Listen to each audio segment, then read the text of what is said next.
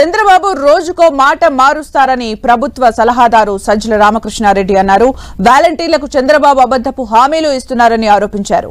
చంద్రబాబు అధికారంలోకి వస్తే వాలంటీర్లను జన్మభూమి కమిటీలతో నింపుతారని సజ్జల విమర్శించారు.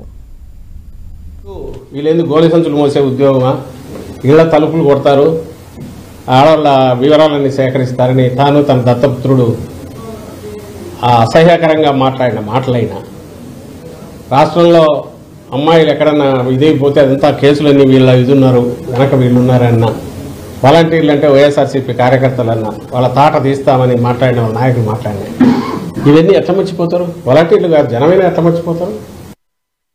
వీళ్ళని ఉంచాడు, ఈ వాలంటీర్లను తీసేస్తాడు, జన్మభూమి కమిటీలో ఉండే వాళ్ళను దాంట్లోకి తీసుకొచ్చేసి వాళ్ళకి 10,000 చేస్తాడు, వాళ్ళకి 15,000 కాదు 20,000 చేస్తాడు, పై ఆదాయం కూడా వచ్చేది చేస్తాడు.